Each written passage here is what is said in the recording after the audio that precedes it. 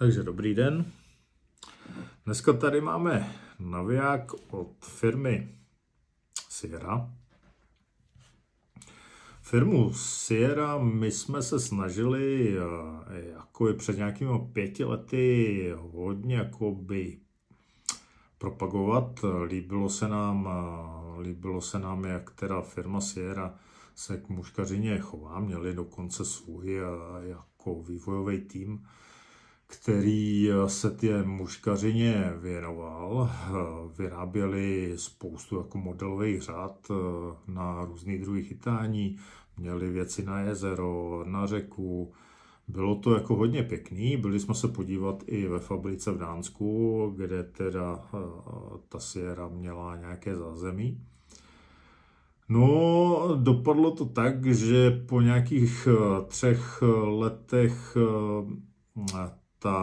ten tým, který v Sierře byl, odešel do jiné firmy úplně, takže ty to opustili. A Swenson Sport tu Sierru úplně jako muškařsky přizabil, takže v současné době je to věc, která je co se týká prutů, téměř jako nepoužitelná, nebo občas se jim něco povede, ale je to spíš náhoda, mi přijde, že šáhnou někam, kde teda má to nějakou hlavu patu, ale spíš se netrefujou, takže ty pruty jsou opravdu jako pro někoho, kdo začíná s muškařením, nebo kdo o tom téměř nic neví. Ale co se týká navijáků, tak třeba tenhle naviják vyrábí už dlouhou dobu, vyrábí ho 4-5 let. Ta cenovka je tady nějakých 2,5 tisíce korun, jestli teda se nepletu, ale máte tu cenovku na Amazonu, tak se můžete podívat. Ten naviják je celokovový a ta kvalita toho navijáku není vůbec špatná. Povoluje se to formou teda závitu, takže to vyndáte ven.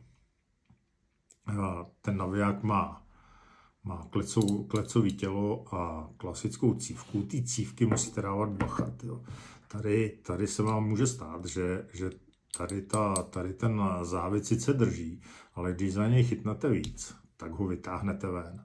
Což je jako nebezpečný pro nějakou manipulaci, když máte třeba zmrzlý prsty, nebo máte větší sílu, jste nějaký jakoby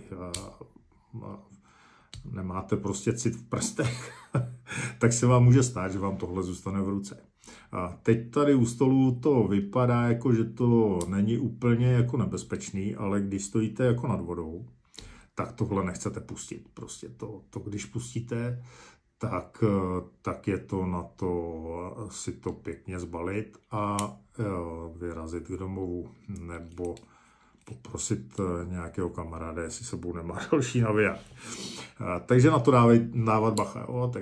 Takže jako vyndat se to dá, po nějaké jako vyvinutí nějakou poměrně nějaký síly, ale může se to stát.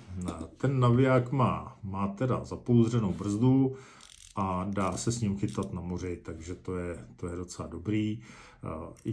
Má jemnou brzdu, která teda nereaguje na cvakání, ale musíte s ní otáčet poměrně dost a tu přesnost toho otočení si musíte korigovat potom přímo při lovu, nebo lépe řečeno před lovem. Abyste nebyl překvapený potom, když budete teda zdolávat rybu. Co se týká zvuku toho navijáku,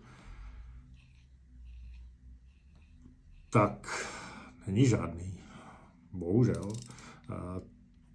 Cvrčka má jenom, když teda se točí jako na druhou stranu. Nevím, no, tohle je úplně jako nepochopitelný, proč tam teda ten cvrček není dopředu, aspoň trošku nějaký minimální. Je to škoda, že to teda vymysleli tímhle stylem. Ten naviják má dobrou kvalitu, za tu cenu je poměrně jako dobrý, ale samozřejmě není to úplně to, co vás budí o půlnoci, že byste jako si chtěli zatočit.